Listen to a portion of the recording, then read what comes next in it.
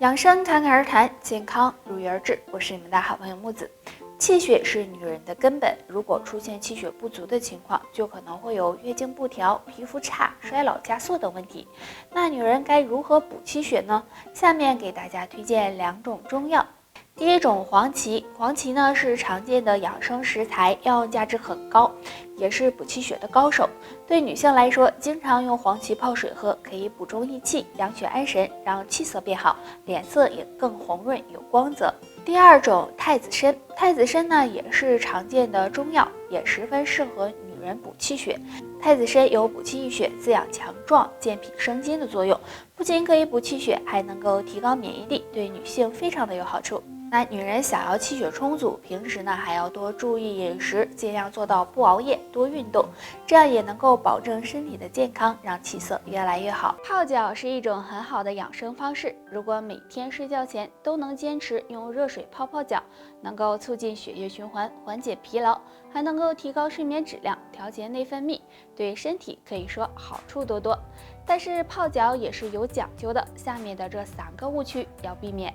误区1：泡脚时间长。很多人认为泡脚时间越长，养生效果越好。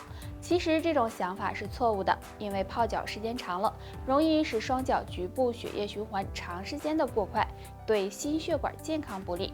所以建议大家泡脚时间最好控制在15到20分钟内。误区2：吃完饭马上泡脚。很多人晚饭吃得比较晚，所以喜欢在吃完饭泡脚。如果吃完饭马上泡脚，会影响胃部血液的供给，很容易引起消化不良、腹胀等问题，对肠胃健康不利。所以建议大家饭后半小时以后再泡脚比较好。误区3：泡脚水温过高。很多人泡脚时不注意水温，认为水温越高越舒服。如果这样很容易烫伤脚部皮肤，使血管过度扩张，对健康也不利。所以大家泡脚时水温最好控制在50度以下。泡脚并不是随便泡泡的，如果方法不对，泡了也等于白泡，而且还会给身体造成伤害。所以大家泡脚的时候要多注意，只有正确的泡脚方法才能够达到养生的效果哦。人到中年以后，坚持运动锻炼对身体是非常有好处的。但是很多人会有疑问，为什么我每天锻炼，体质还是很弱，病也没有少呢？首先，可能是你运动的不合理。合理的运动包括运动的时间、运动的方式。很多人选择了不适合自己的运动，运动时间也没有合理的安排。运动时间并不是越长越好，要根据自身的条件适当的增加。每天最好进行至少半小时以上的有氧运动，比如慢跑、游泳、快走、自行车等。每周5次以上才会有效果。那除了这个，还有一件事比运动还重要，大家可能没有注意。这件事就是补充营养。很多人只是单纯的运动，没有注意通过食物补充营养。如果营养不充足，很容易造成身体营养不良。中老年朋友平时要注意营养均衡、荤素搭配，多补充蛋白质、维生素以及矿物质，这样才能让体质越来越好。还有每顿饭吃7、8分饱就行，可以少食多餐，一天多吃几顿，这样对健康更有帮助。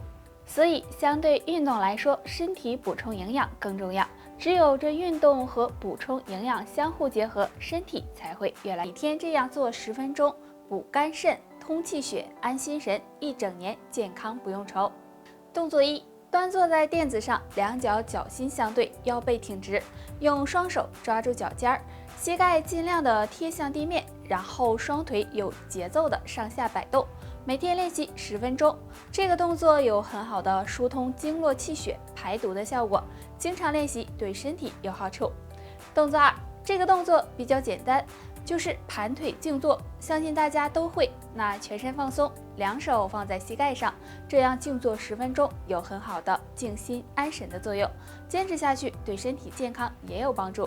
动作3：也是坐在垫子上，将两腿向左右两侧分开，腿部伸直，脚尖回勾，然后弯下腰，用双手尽量的去抓左右脚的脚趾，这样坚持1分钟，回到原位再做。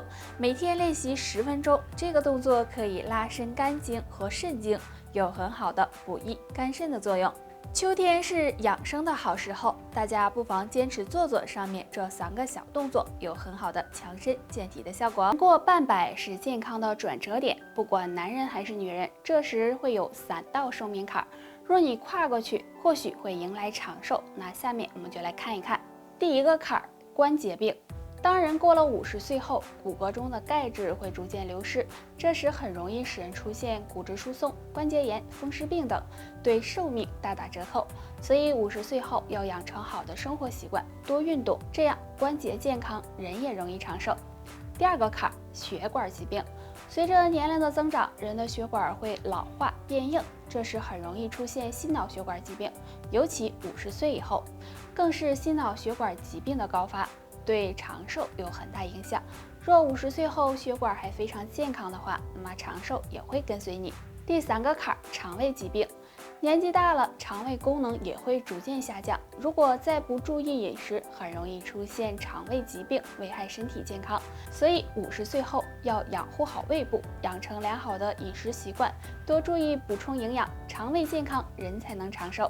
所以，当然过了50岁后，一定要多注意保养自己，多补充营养，适量运动，保证充足的睡眠和一个良好的心态，有助提高身体的免疫力，预防疾病的发生。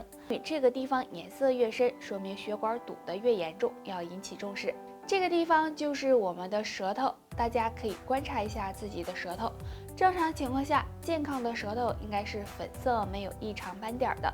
但如果舌头上出现瘀斑或者是呈暗紫色，就要小心，可能是血管淤血导致血液中的含氧量逐渐降低所引起的。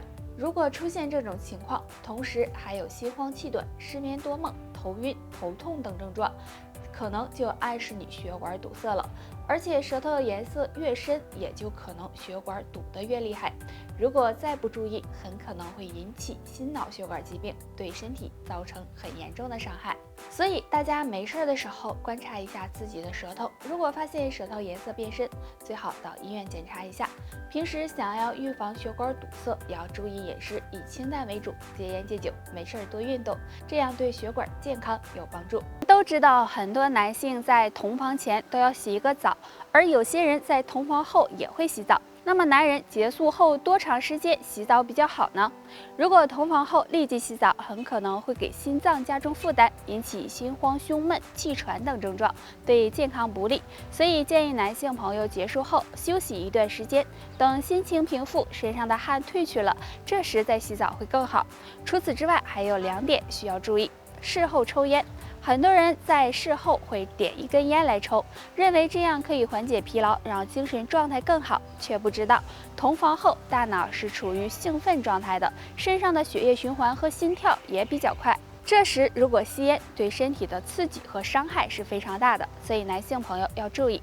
事后马上上厕所，很多男性在结束后会马上去小便，建议大家不要这样做，因为这样很容易给前列腺造成伤害。